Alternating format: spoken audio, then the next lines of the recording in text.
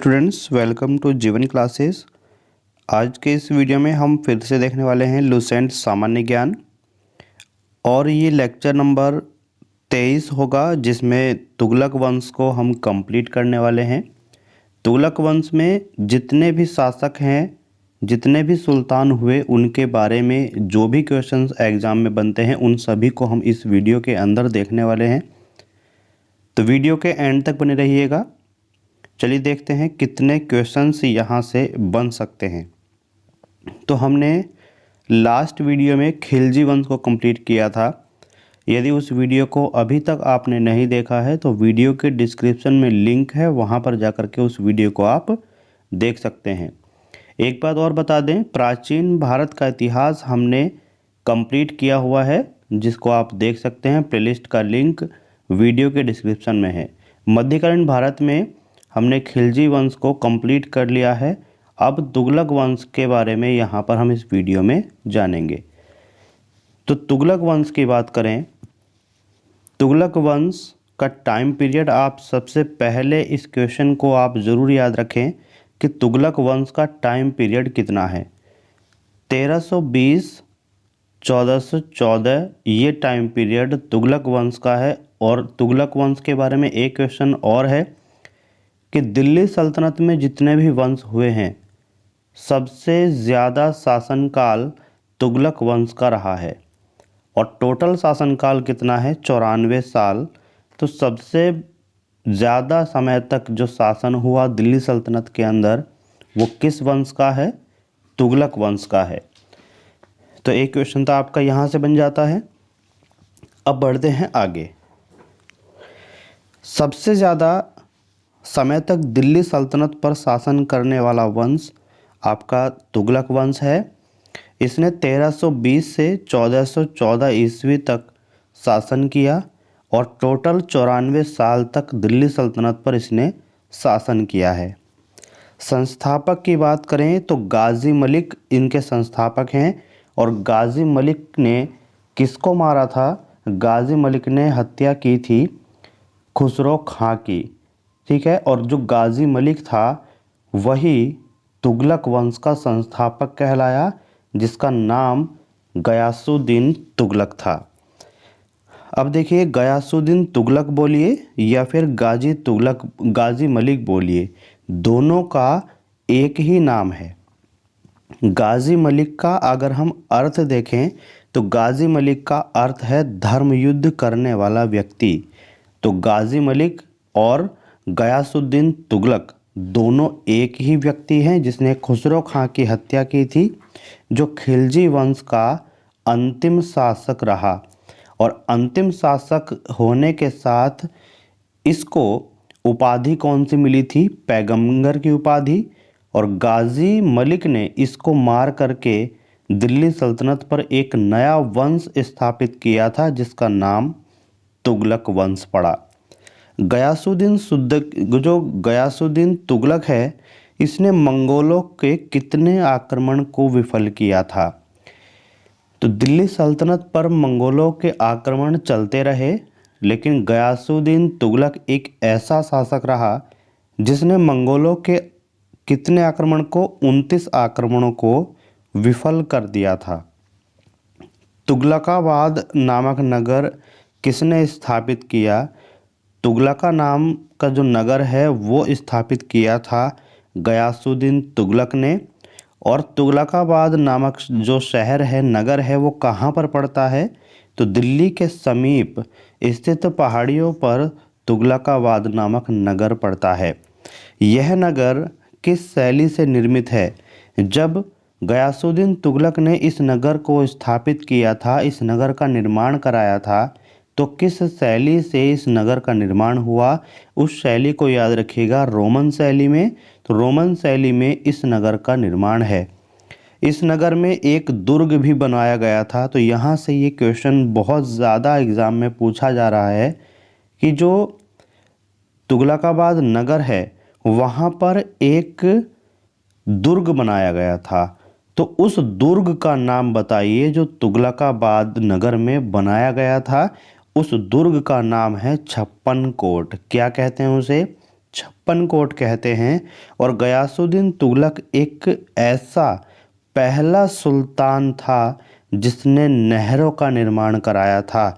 और जब इन्होंने नहरों का निर्माण कराया तो कितनी नहर, सबसे ज़्यादा नहर किसने बनवाई थी वो आगे आपको इस वंश में पता चल जाएगा कि कितनी नहर किसने बनवाई। तो याद रखिए, पहला सुल्तान दिल्ली सल्तनत में एक ऐसा हुआ कि जिसने नहरों का निर्माण कराना प्रारंभ किया, वो था गयासुद्दीन तुगलक।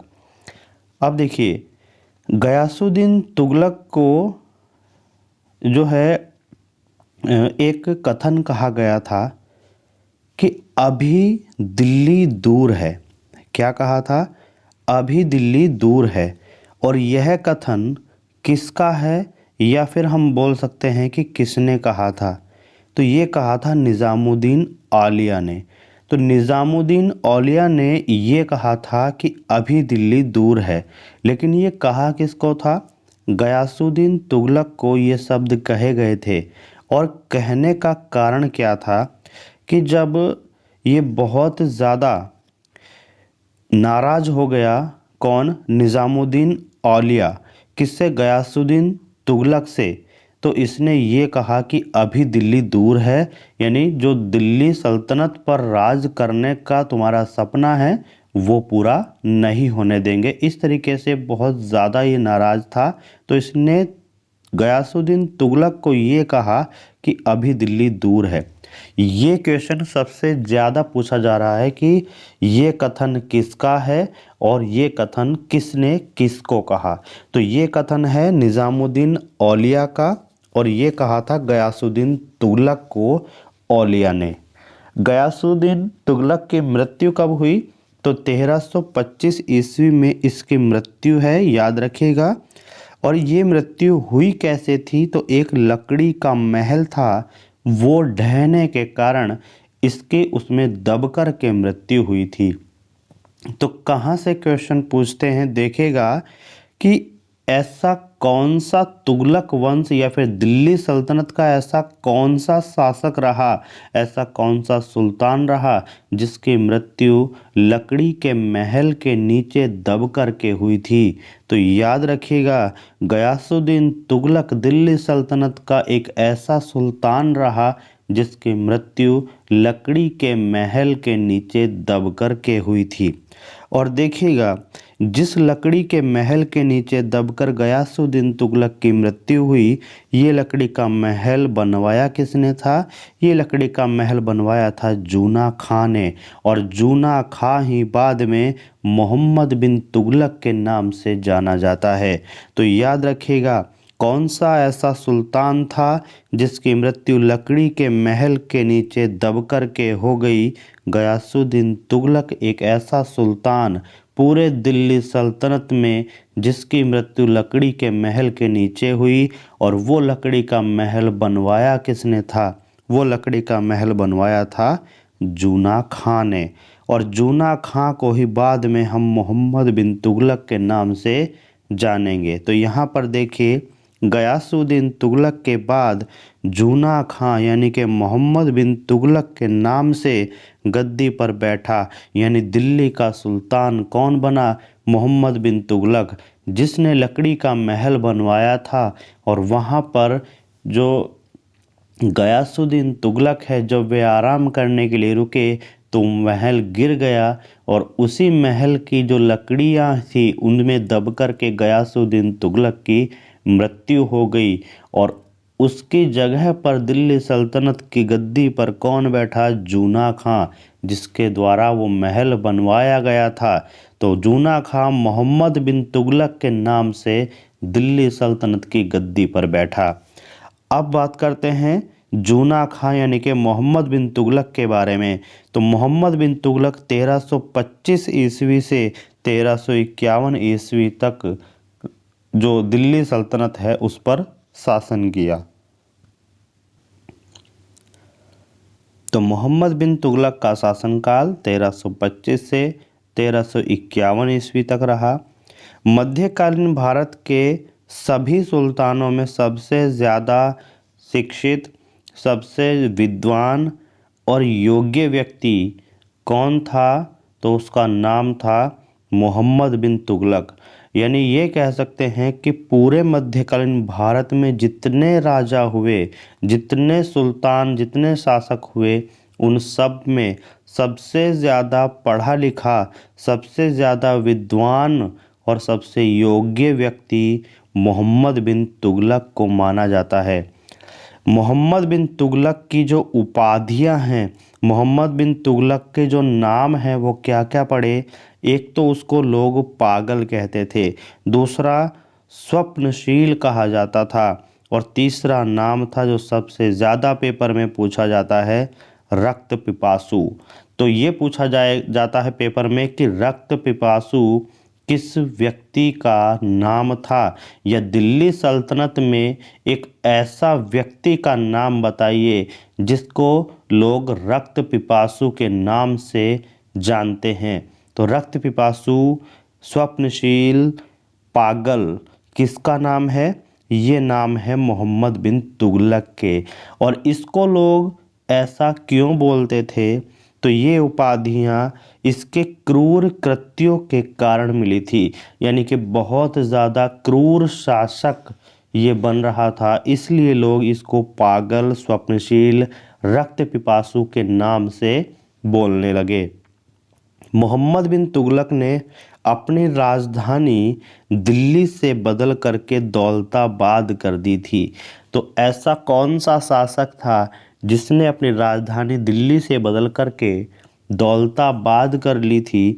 तो वो था मोहम्मद बिन तुगलक। और दौलताबाद पड़ता कहाँ पर है?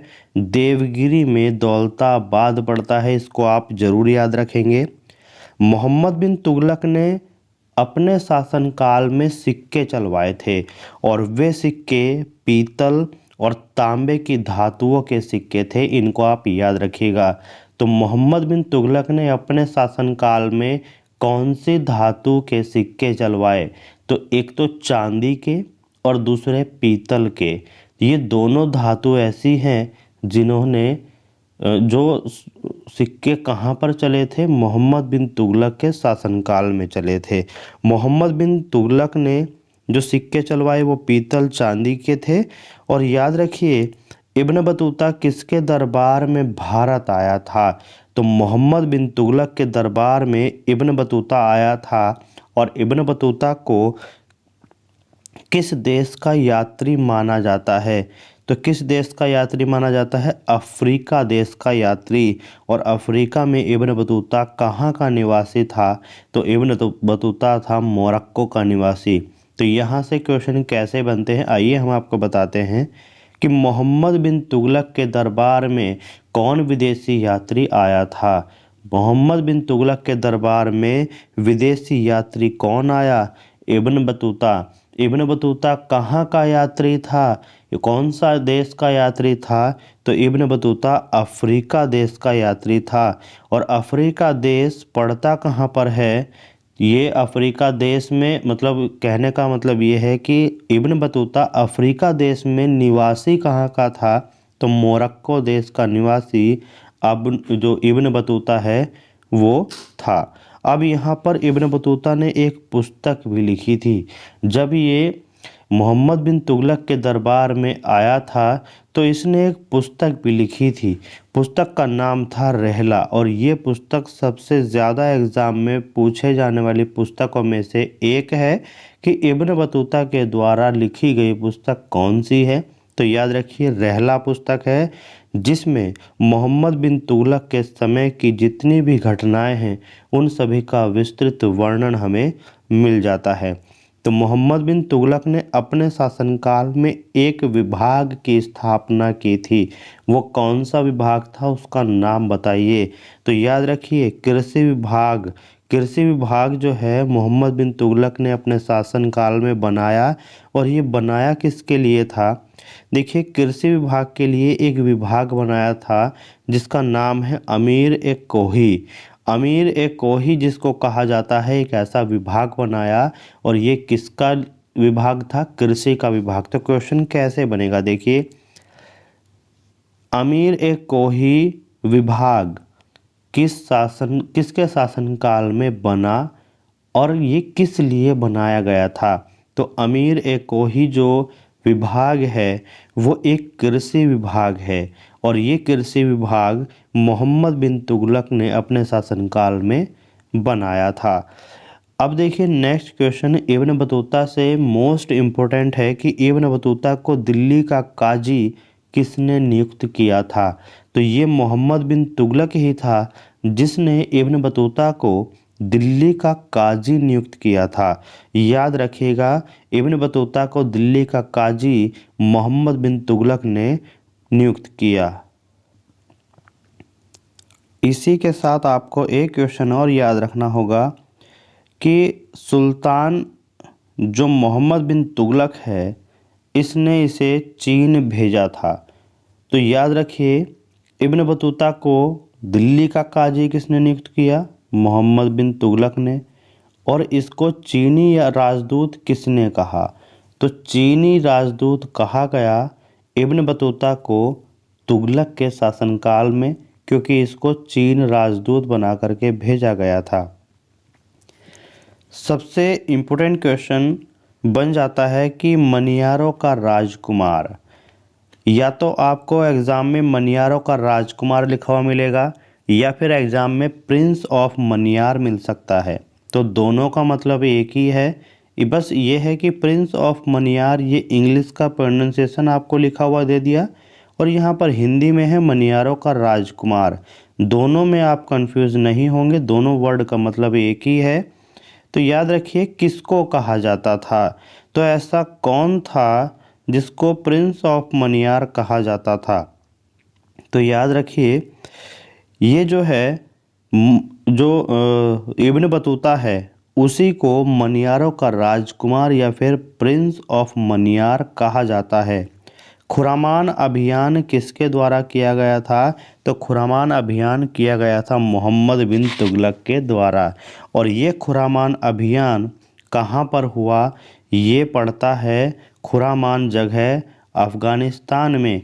तो अफ़गानिस्तान में खुरामान जगह पर एक अभियान किया था मोहम्मद बिन तुगलक ने, जो कि दिल्ली सल्तनत का एक ऐसा शासक था जिसने अफ़गानिस्तान पर आक्रमण किया। मतलब ये है कि भारत के बाहर आक्रमण करने वाला एक ऐसा दिल्ली सल्तनत का सुल्तान मोहम्मद बिन तुगलक बना जिसने पहली बार देश के बाहर आक्रमण किया था। तो दिल्ली सल्तनत का ऐसा कौन सा सुल्तान था जिसने भारत के बाहर पहली बार आक्रमण किया? तो वो था मोहम्मद बिन तुगलक। और मोहम्मद बिन तुगलक की मृत्यु का समय काल अगर आप याद रखें तो बहुत ही ज़्यादा अच्छा होगा, क्योंकि क्वेश्चन आपका बनता है कि कब मोहम्मद बिन तुगलक की मृत्यु हुई। तो 20 मार्च 1351 ईस्वी में मोहम्मद बिन तुगलक की मृत्यु हुई। और याद रखें मोहम्मद बिन तुगलक के शासनकाल में दक्षिण में हरिहर और बुक्का नाम के दो भाई थे जिन्होंने एक नगर की स्थापना की जिसका नाम था विजयनगर। और विजयनगर साम्राज्य की स्थापना किसके द्वारा की गई? दो भाई थे दक्षिण में, हरिहर और बुक्का।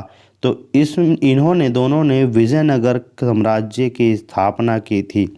अब देखिएगा यहाँ पर क्वेश्चन आपको कुछ नोट पॉइंट में हम बता रहे हैं।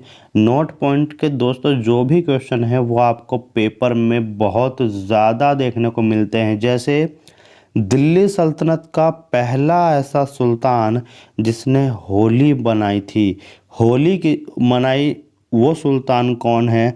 मोहम्मद बिन तुगलक। इसके अलावा पहले जितने भी शासक हुए, जितने भी सुल्तान हुए दिल्ली सल्तनत में, उसने कभी होली नहीं मनाई। यहाँ पर दिल्ली सल्तनत का ऐसा पहला शासक मोहम्मद बिन तुगलक है जिसने होली मनाई थी। और देखिए सती प्रथा पर रोक लगाने वाला पहला सुल्तान मोहम्मद बिन तुगलक ही है। तो ये दो क्वेश्चन सबसे बड़े क्वेश्चन बन जाते हैं आपके एग्ज़ाम के लिए कि होली खेलने वाला, होली मनाने वाला पहला दिल्ली सल्तनत का ऐसा सुल्तान बताइए, तो मोहम्मद बिन तुगलक को बताएंगे। और सती प्रथा पर रोक लगाने वाला पहला सुल्तान मोहम्मद बिन तुगलक ही बना था। मोहम्मद बिन तुगलक के बारे में एक बात और देखें कि मोहम्मद बिन तुगलक की मृत्यु पर ये किसने लिखा था, ये टिप्पणी किसने की थी कि अंततः लोगों को इससे और उसे लोगों से मुक्ति मिल गई। अंततः लोगों को इससे और इसे लोगों से मुक्ति मिल गई, ये कथन किसका है? तो ये कथन है इतिहासकार बर्नी का। और ये कथन किसने कब लिखा?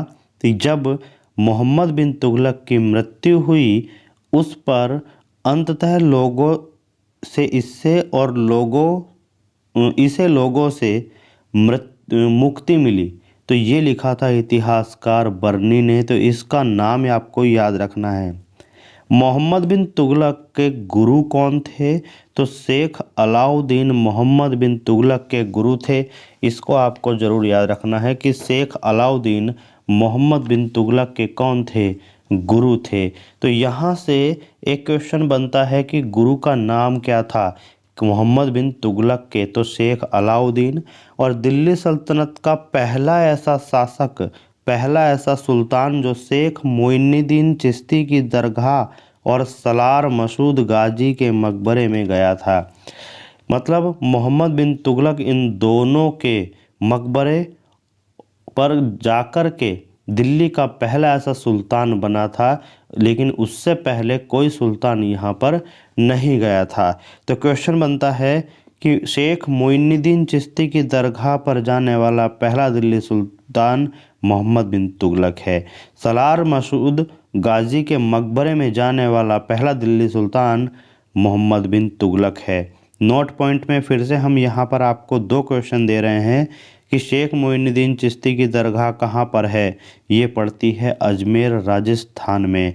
सलार मसूद गाजी का मकबरा कहाँ पर है? ये पड़ता है बहराइच में। और बहराइच कहाँ पर है? बहराइच है उत्तर प्रदेश। इन दोनों क्वेश्चनों को आप ज़रूर याद रखें, क्योंकि सबसे ज़्यादा बार क्वेश्चन पूछे जाते हैं और ये 4 पॉइंट आपको 100% एग्ज़ाम में मिल जाते हैं। जैसे मोहम्मद बिन तुगलक ने मकबरे के जो है निर्माण कराए थे, और ये मकबरे कुछ संतों की कब्र पर थे। कौन कौन? जैसे मीरन मुल्हिम का मकबरा।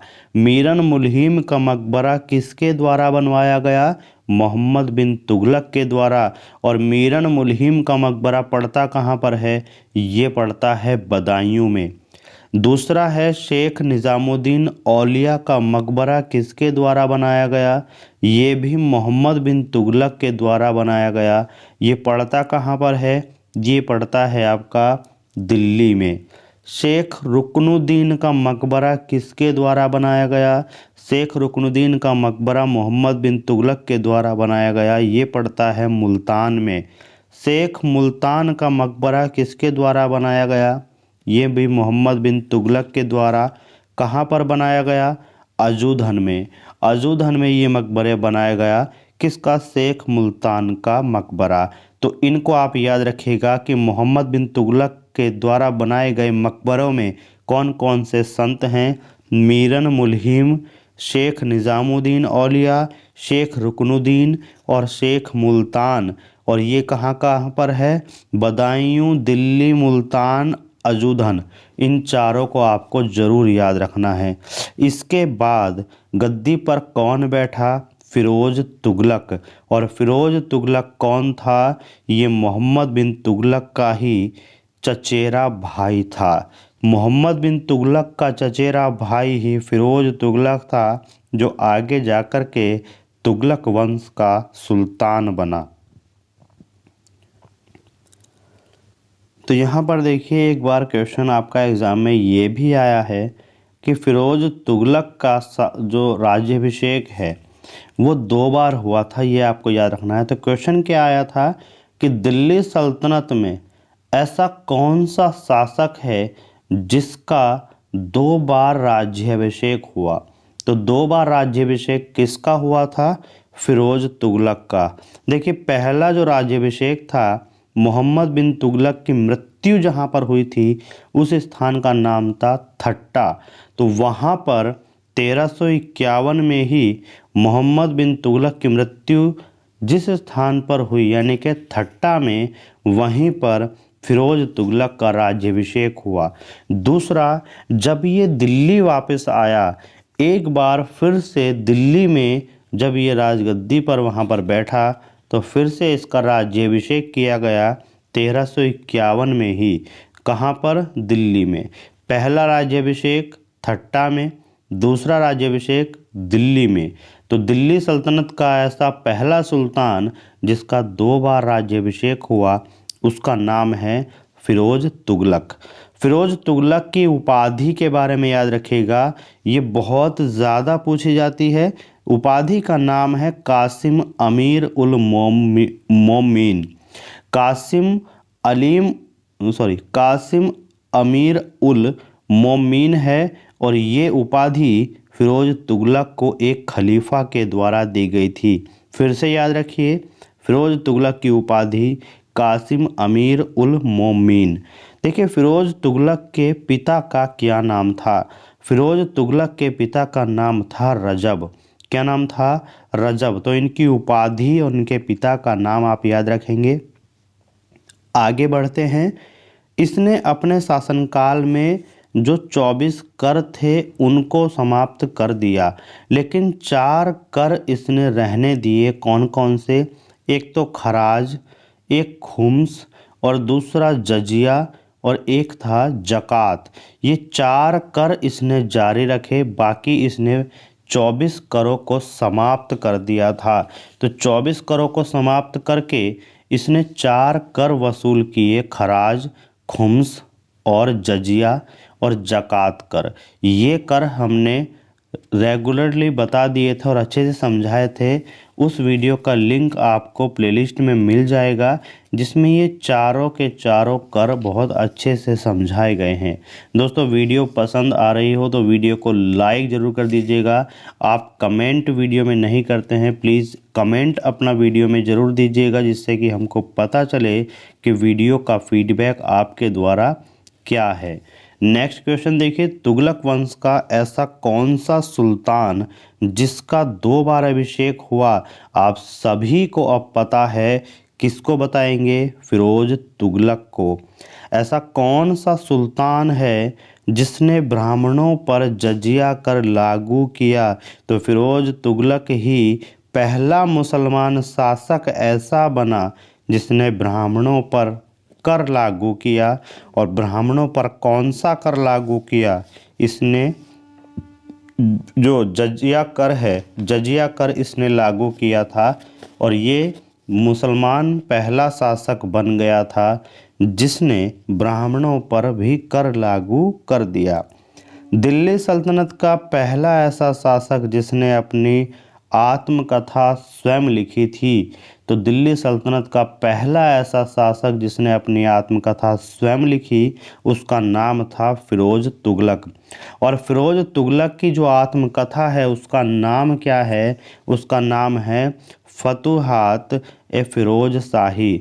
फतुहात ए फिरोज शाही किसकी रचना है? ये क्वेश्चन भी आता है कि फतुहात ए फिरोज शाही किसकी रचना है? तो ये है फिरोज तुगलक की।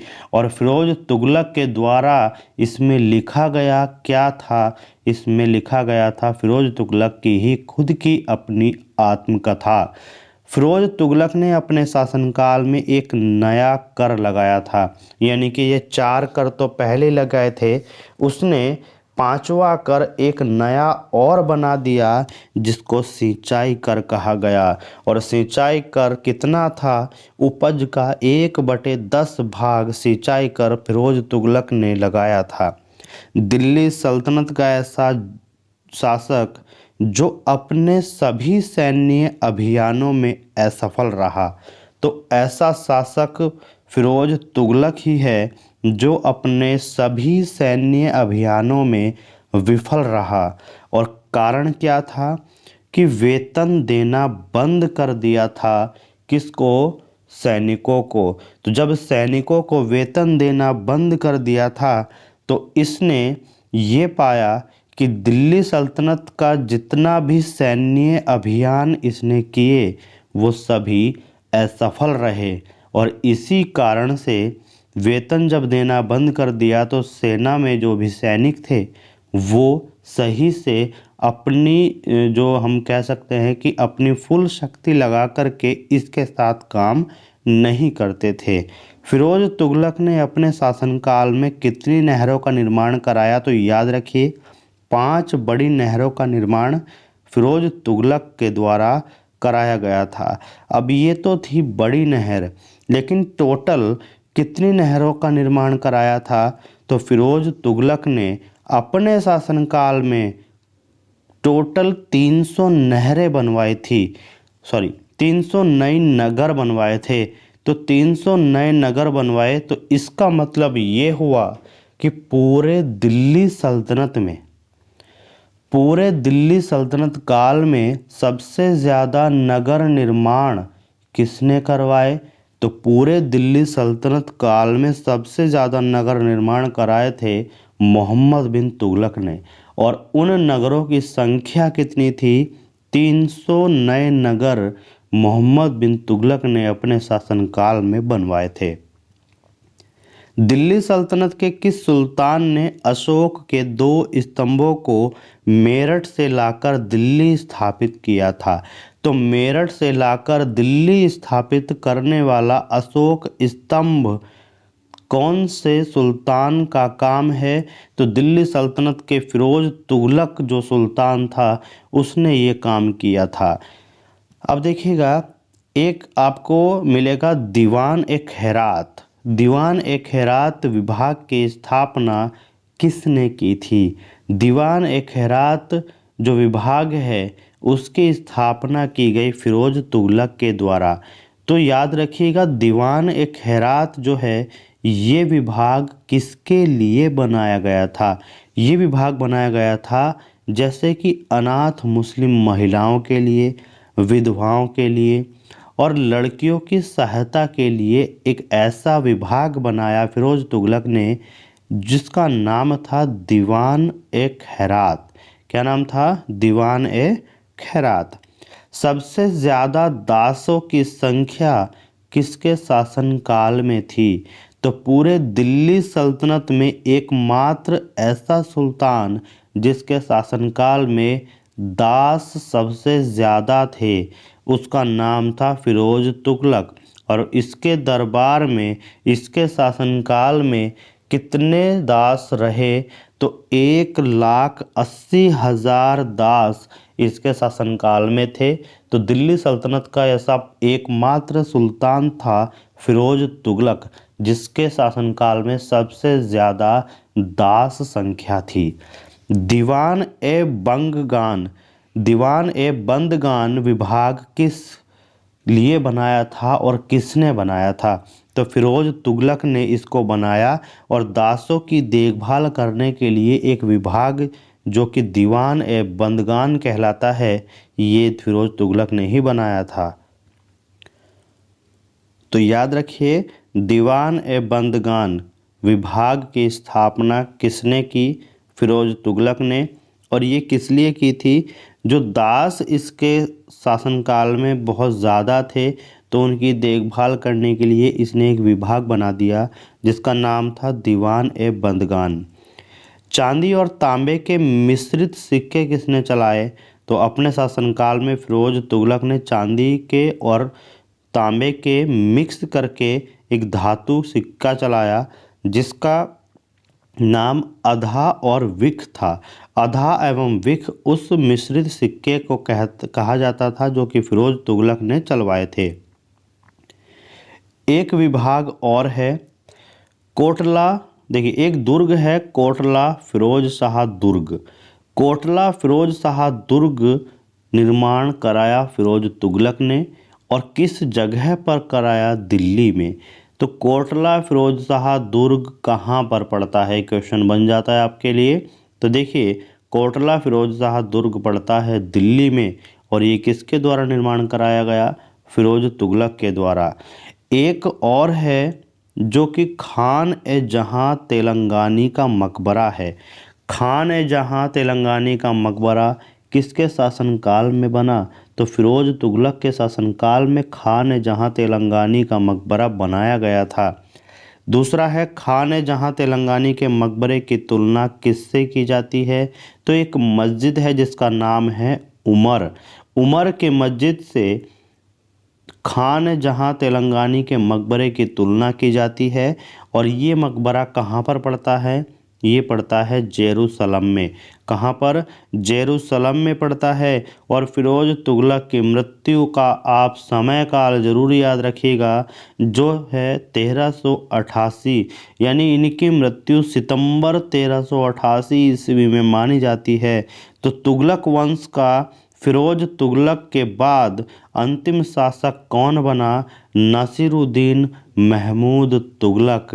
नासिरुद्दीन जो महमूद तुगलक है, यही तुगलक वंश का अंतिम शासक कहलाया, अंतिम सुल्तान बना नासिरुद्दीन महमूद तुगलक। नासिरुद्दीन महमूद तुगलक के समय में 1398 में एक दिल्ली सल्तनत पर आक्रमण करने वाले किस का नाम बताइएगा? तो देखिए 1398 में तैमूर लंग नाम के एक राजा थे जिन्होंने दिल्ली पर आक्रमण कर दिया।